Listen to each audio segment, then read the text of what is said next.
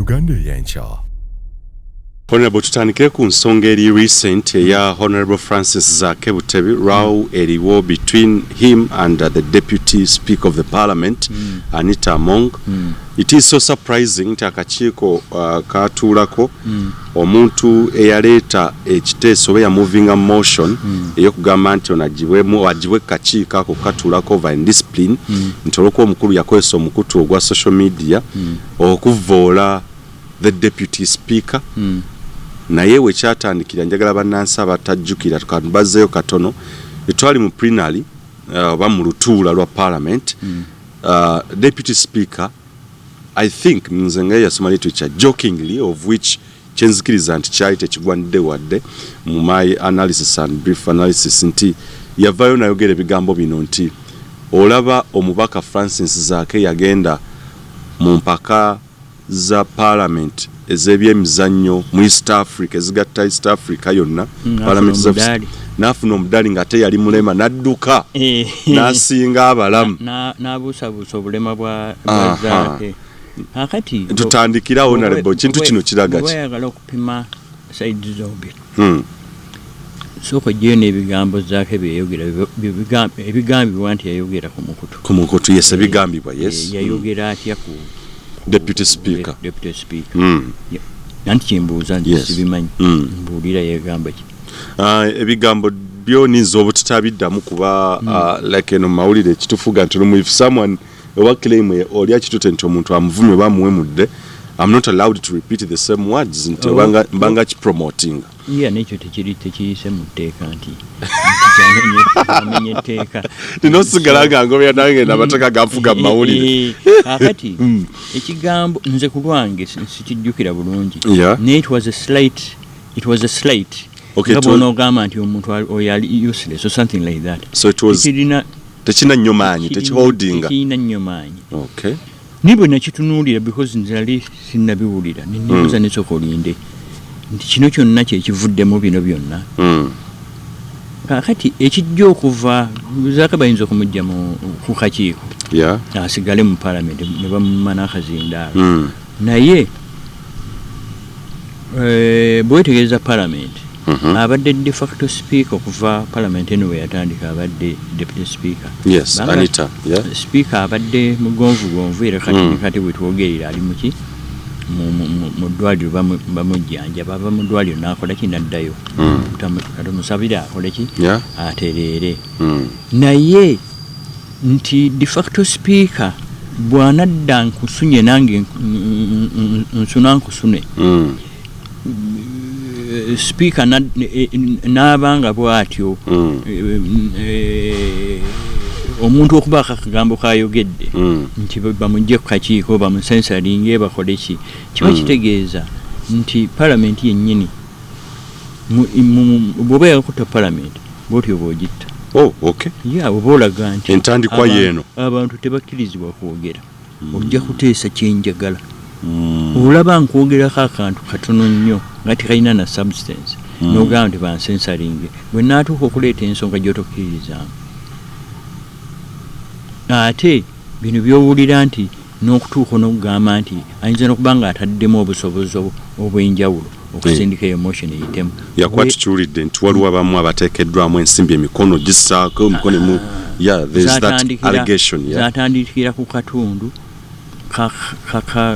ka miliyoni nezifuuka miliyoni nezeeyo kati ebintu ebyengeri eyo omuntu alina okwebuuza kikyonoonya naye ye nga deputy speaker bw'aba nga takimanyi kamutegeeze bw'anaaba nga alaba omukutu guno bw'oba yakutta Parliament bw'otyo bw'okola because naffe abatunula si lwakubanga Zaake tumukkiririzaamu kubanga Zaake mu byobufuzi weebuuza nti what does he stand for okuggyako okukubibwa kibooko agamba he stands for change what change kyeŋŋamba nti the only issue gy'aliko kubwa kibooko yeekola ki yeevaayo nti okuba nti osobola okunyolagana ne Zaake ku issue etaliimu kiba kitegeeza nti ebintu ebiva mu Parliament tujja kubiwa nnyo makulu Parliament oba ogyono. Netutunye ku statement eya Right Honorable Speaker yonzikizo gitamu kuba yalinga abamba gitwantu yalinga jokinga bili ebinsoutinga binzo obutaddamu naye yali agamba nti kiyategeeza nti omukulu yagenda eri mu ggwanga lya Tanzania n'abo bawangulira omuddali. Was it called for really mu plenary wennyini? Well, here and there, remember those are the issues of tolerance on either side. Naye yakola comment misplaced, though it may be, because Deputy Speaker Tasana kubeera involved in trivialities. But irrespective, yes, ayogedde something which is factual. Tajingiridde ensonga. So we take it as it is. There is the truth oli yadduka n'afuna omudaali ate nga tukimanyi bulungi nti mulema. But omuntu era omuntu ne bwabeera omulwadde awona. So it's not a big issue. Ffe tuzifuula big issues nti speaker ayogedde. So what? Naye abeeraho ne zibayita light moments. Mubeeramu bagiyita banta. Bibyo bibaawo mu nsi bibaawo. Mulina okusaakasaaga oluusi ne bwe mbeera mu palamenti. So it works both sides. It's not only one side. Zaake yagamba nti he was mocked, of course, naga nti controverted the finding of High Court in suit number 85 of 2020 that yali tortured. Simanyi oba kina in any way Right Honorable Deputy Speaker okubeera nga alinga awakanye ebya torture ebya torture allegations eza Zaake. Teweetaaga kuwakanya bya torture na kuwakanya faini ya kooti. Kooti eyinza okuba nga yafindinga ni kooti nayo oyinza ogitegeeza nti naye wano bwe yadduse yafunye omudaali. Kati eyo evidence teyaliiwo mu biseera ebyo.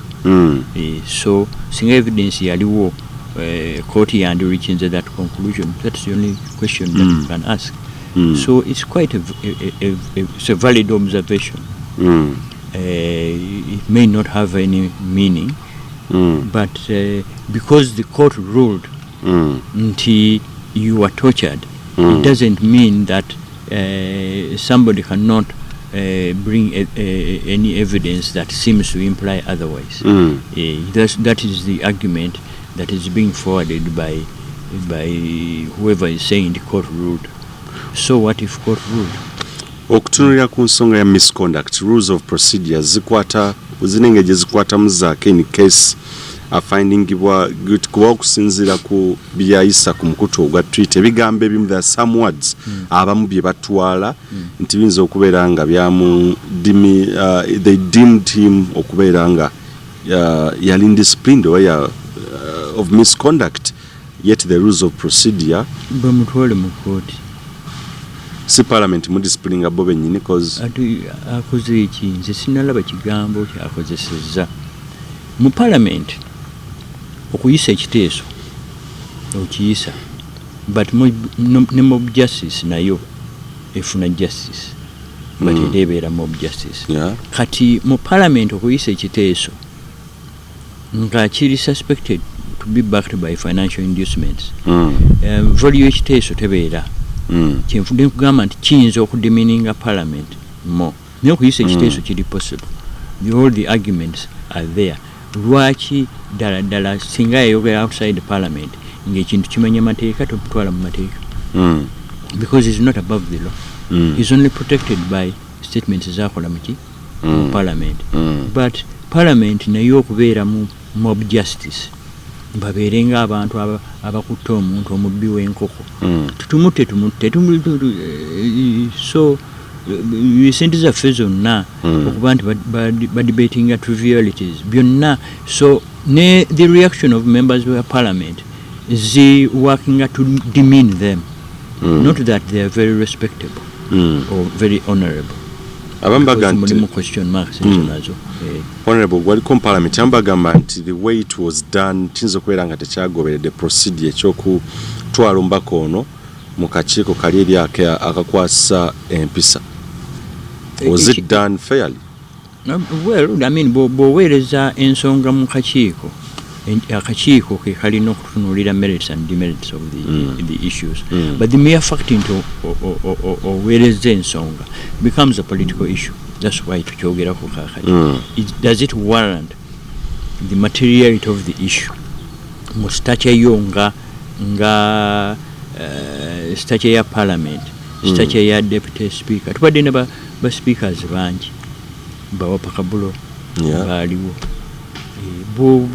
Bw'omwogerako n'oba tokkanyiza naye oba n'omwogerako no because naawe olina chance eyo okuzzaayo omuliro naye otegeera n'ozzaayo naye takifuula personal.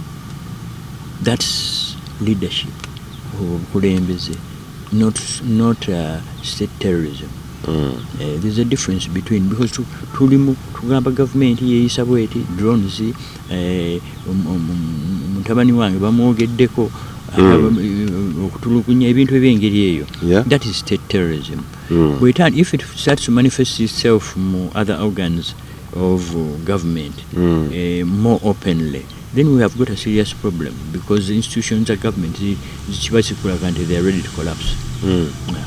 Okutunulirako ekyomukulu yaleeta ekiteeso wa opposition bali ku ludda oluvuganya kibiina kya Forum for Democratic Change omukulu Mapenduzi.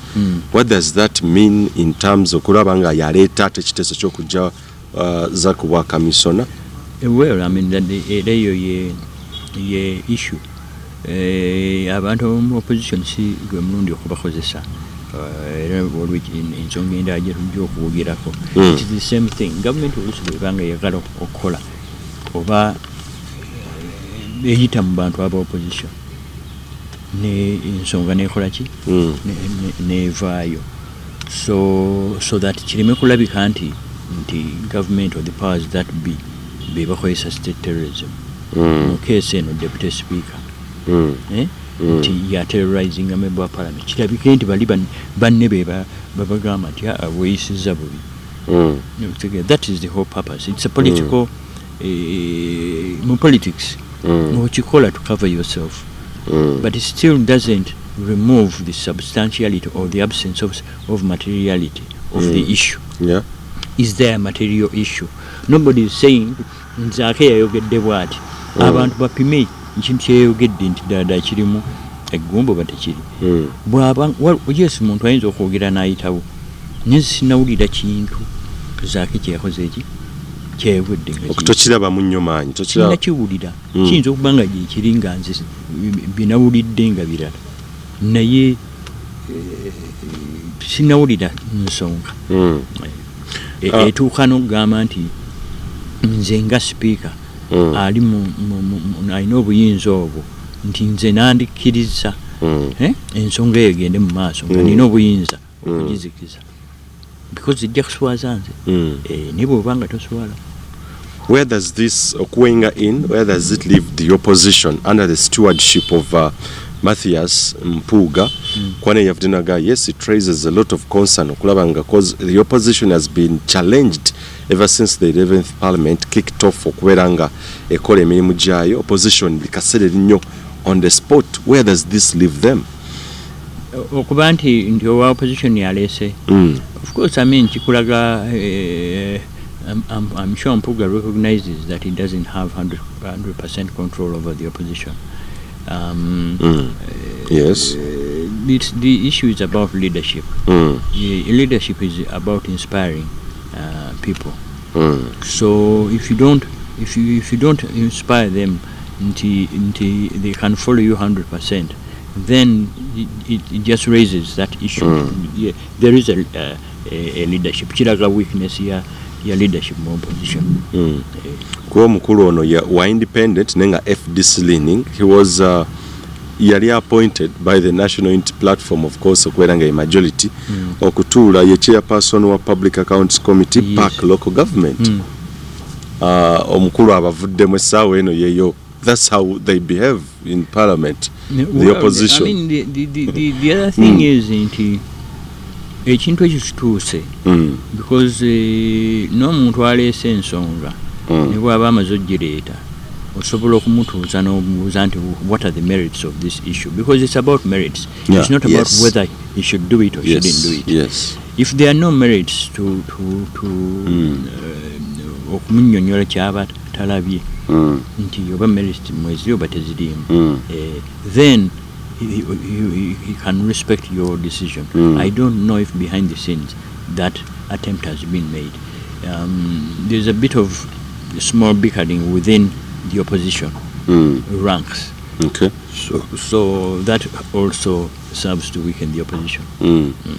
In case Zaake, finally, in case it goes or it comes to pass, naijibwako wanajibwako kuwa kamisona, like what will this mean to you? Kuberanga chikoleddwa that first despite waliwe tudda maso nga Jim Wes, but the opposition they failed, and what, because I know half of the members of parliament baba ino kuberanga balonda in favor of okumujja kubwa kamisona. Ndi kati era kyekyo nti baleeta ekiteeso ky'okusenserenga Jim Wes. Ekiteeso kifairinze, but failure yakyo si yeri important. It is the fact that a large number of opposition MPs tebasayininze. Kiraga one, ekiteeso kyali well drafted. Were they targeting the right individual? This public eye has always been seen as being directly involved in torture. Those are question marks of obanga oleeta ekiteeso oyagala kibeere successful. Zokola ki? Are you even yourselves prepared mu nsonga ya torture, or are you informed? Because it took the proposal by Obed Bwanika to wake opposition up ku bintu bya torture. Baali boogera ku torture, but in a very general sense. And unfortunately that proposal exposed certain weakness more opposition. And namely it is this, nti newankubadde yaleeta ekiteeso okugamba nti muteese ne government, whether it is misplaced or not is not actually the issue. It is what happens after. Nti bwaleeta ekiteeso ekyo, then all of a sudden torture becomes an issue in parliament, then there's a walkout. There's a demand to say, look, if you are saying that we have locked people up from outside the bounds of the law, mutuwe list y'abantu, then ne batandika okukola ki? Compiling a list. You're reacting. You have been accusing people of torturing and locking people up, which we all know exists and believe it exists, but you've not done the necessary to be able to pin the government. One bado producing a list in y'abantu bwe bati ne boonogenda ku kyalo n'obanoonya baabula baavaayo, and that's it. Then the government will be on the back foot. But they've demanded a list, you're not producing it. So what happens? You let the torturers off the hook. So we have certain weaknesses. What was something that is missing? More opposition. I don't know how the system works in opposition, because you've got the parties, those you call independently. Then you've got the shadow government and the opposition in parliament. But as a collective, there's something that is missing. What is missing? Babadde bafunye a grand opportunity to pin the government on human rights, and they were left naked. Uganda y'enkya